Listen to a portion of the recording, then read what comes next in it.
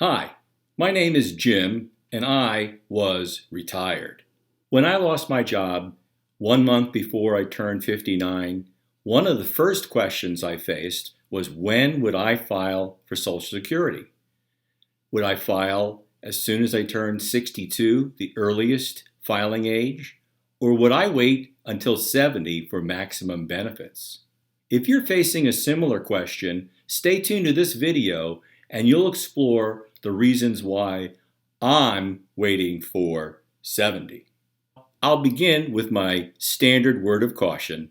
I have no extra credentials, no initials after my name. So please take this as entertaining ideas from one educated consumer to another. Always do your own due diligence and seek out experts if you need to. If you're facing a similar question of when to file for Social Security in an early retirement, please be sure to like and subscribe to this video channel. It's exactly the kind of topics I'm going to explore on how to manage an early forced retirement. Be sure to add a comment below if you have questions that you're facing, and I'll try to answer them in future videos. In my prior videos, I explored how when you file for Social Security is a key ingredient in your retirement income plan. In this video, I'm going to explore the thought process that I went through in deciding to wait for 70. Many advisors advise waiting to 70. After all, your income is going to grow 8% a year after full retirement age up to the age of 70. So it pays to wait. So why don't people wait? Let me show you something from a recent Congressional Research Service report on Social Security age from January 8, 2021.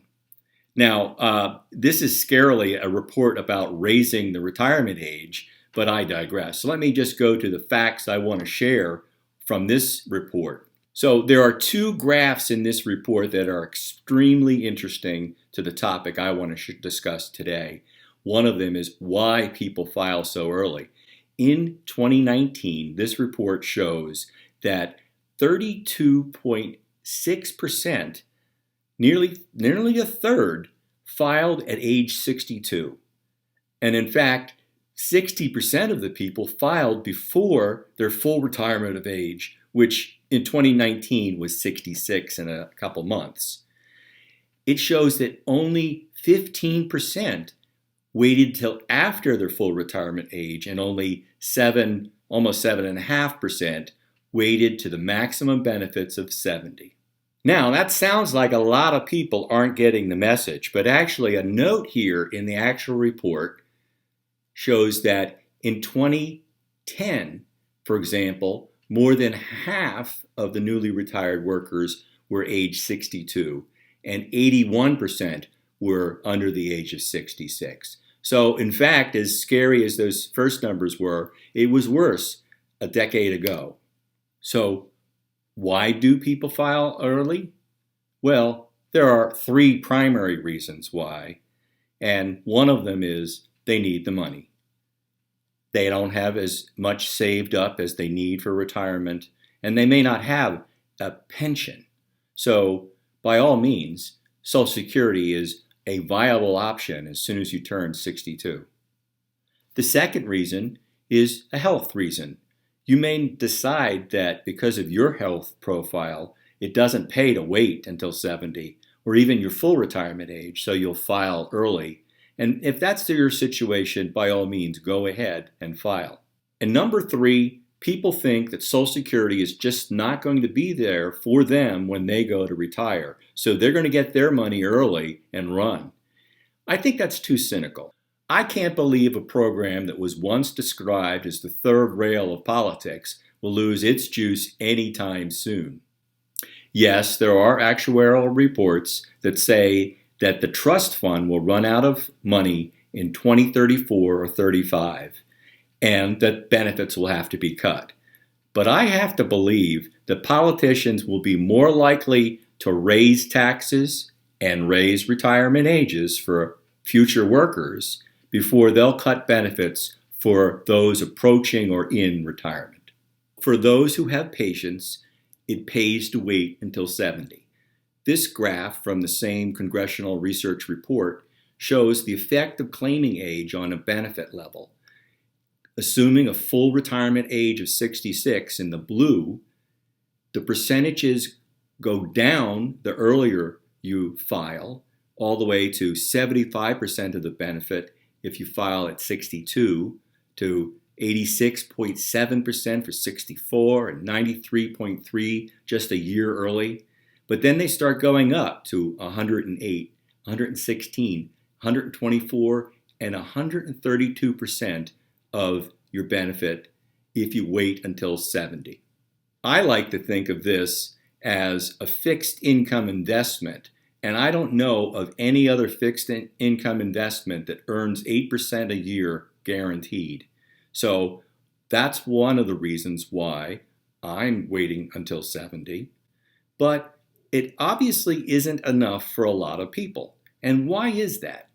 Well, I think part of it is the Social Security Administration doesn't do a good job of helping you through all the factors. There are a lot of simple calculators out there that will calculate the age you need to be for a break-even point when the benefits that you collected from 62 are surpassed by those benefits that you get if you wait until your full retirement age or if you wait until 70. In fact, Social Security used to have a break-even calculator on their website, and they took it down because people were making the wrong decisions. I think it's because a lot of people misused the break-even calculators and made the wrong decisions based on just some of the factors that should go into their retirement plan. Let me show you how. On Social Security's website, I use their benefit calculator online, not the one that's linked to my own profile. I'd urge you to do that if you're really planning your benefits. But I use this calculator to enter an example worker. And I went through and I decided I was going to make this person about 60 so that I can see a calculation for 62, 67, and 70. This is the printout of the page that I used for the 70-year-old payout. So as this PDF shows, I entered in average earnings for this example worker, and rather than an average worker, I chose somebody who was in a middle management job similar to my career and maybe your career. And that's somebody who starts slow in college and earns a salary. It goes up every year. But by 1990, I'm going to assume that the middle manager has started to surpass the maximum taxable income for Social Security each year after that. And I'll show you a chart that shows you the more recent years of this, but I entered those. So an important note, make sure to add zeros for those years that you do not have wages or expect to have wages. And so if you are suddenly retired and not expecting to work before the age of 62 or 67 or 70, let the estimator know the number is zero for those years. So the calculation comes up with the right number. So assuming all of this, we're assuming our middle manager has 40 plus years of work experience and at least 35 high income years that go into the calculation of a benefit without zeros. And when you do that, our example Joe is insured and eligible, and at 70 is eligible for $37.36 a month in maximum retirement benefits. I entered those numbers for 70 and 67 and 62 into this spreadsheet to give you my own estimator of a break-even.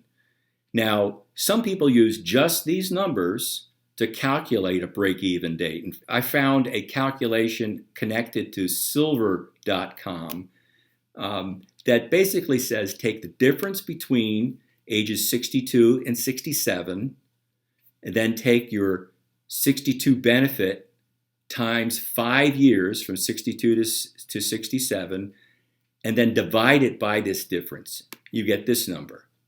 And then you add that number to 67 to give you the break-even age in this calculation. In this calculation, it's 78 years and 10 months before taking benefits at 67 surpasses the benefits at 62.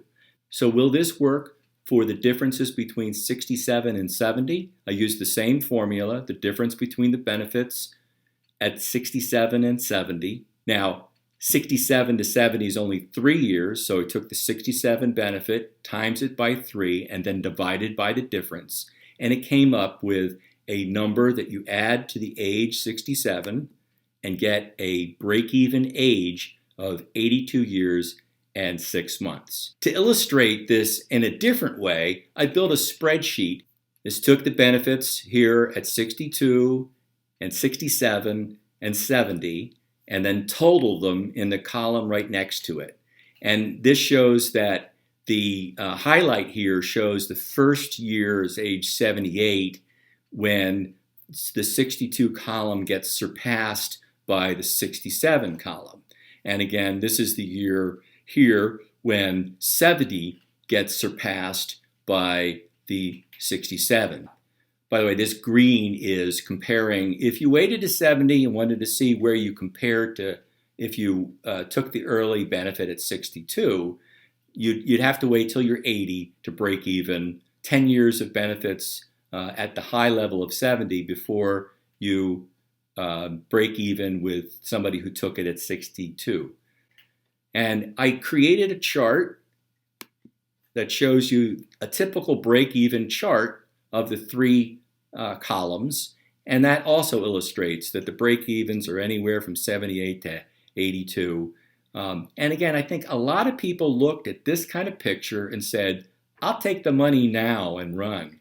The picture gets actually worse if you factor in the cost of living adjustments that Social Security recipients will get for every year after they take a benefit. And let me show you that. I took the same data here and calculated a 1.3% increase in benefits. Now, that's a modest benefit increase. The benefit this year is 1.3%. I think the 10-year average is about 1.5%. But I'll use 1.3, and then I looked at it, and then where's the break-even point?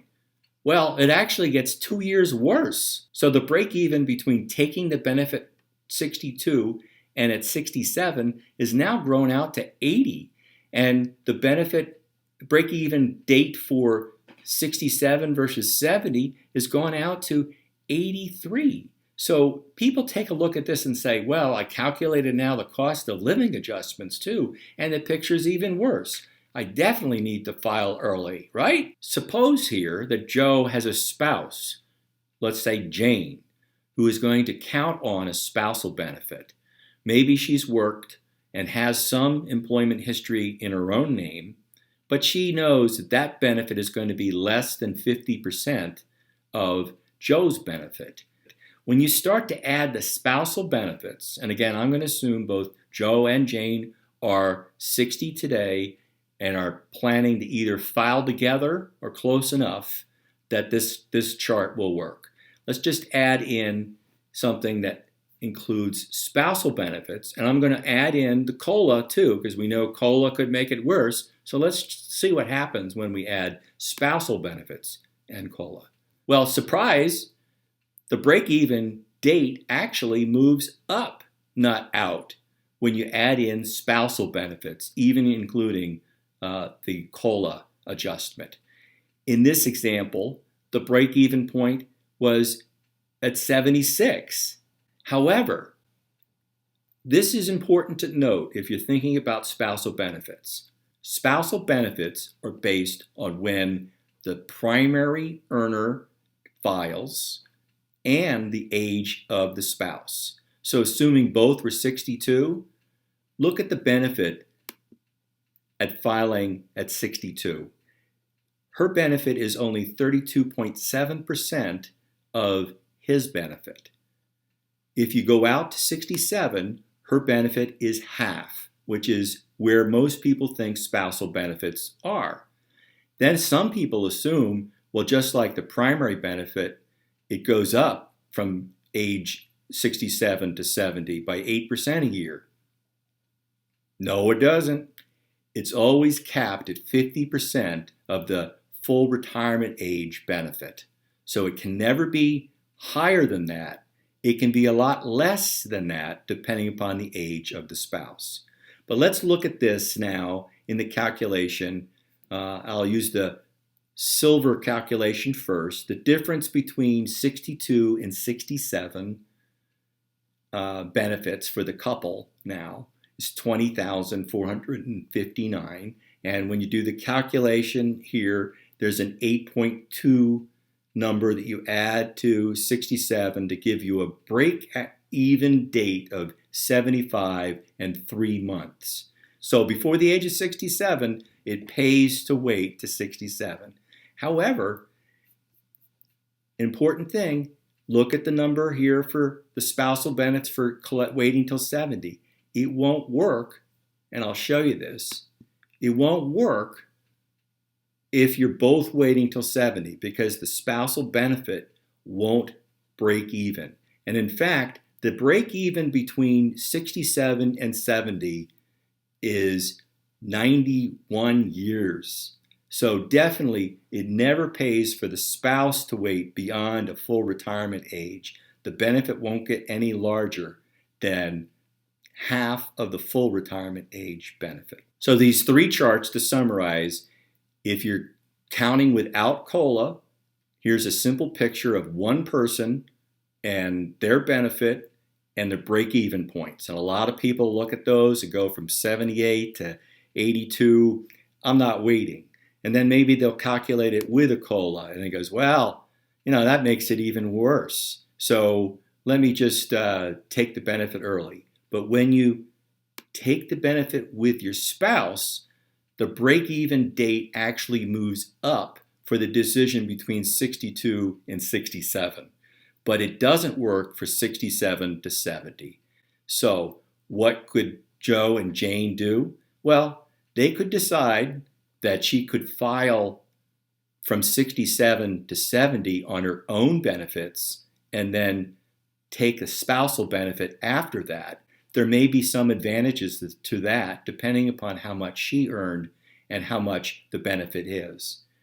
Or they may decide that in their circumstances with two people close in age that they'll take the benefits at 67 and forego the increased benefits to 70. However, I have another surprising reason while I'm waiting to 70. The real reason while I'm waiting to 70 is survivor benefits. Let's go back to our example of Joe and Jane. If Joe files at 62, then the survivor benefit that Jane would get at his death sometime in the future would be the benefit he's receiving, which is about 70% of what she would have received if he waited to full retirement age. And likewise, if Joe waits to 70, then Jane would get a benefit that's 124% of the survivor benefit that she would have gotten if he had filed at 67. So if Jane can fill in with her own work history between 67 and 70, it would pay for Joe to wait to 70. Now, in my case, my wife is roughly 4 years younger than I am, so the math is going to work even better for us. By the time I file at 70, she will be near her full retirement age, and so we won't have to worry about her waiting beyond then to collect a spousal benefit. And she'll always be guaranteed of the highest survivor benefit that I can leave her. So I will concentrate on topics like these on how to manage a forced early retirement in this series that I call I Was Retired. But as I said before, it's the best decision that I never made.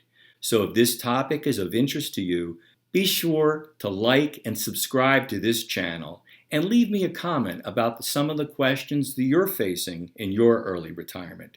Thanks for watching.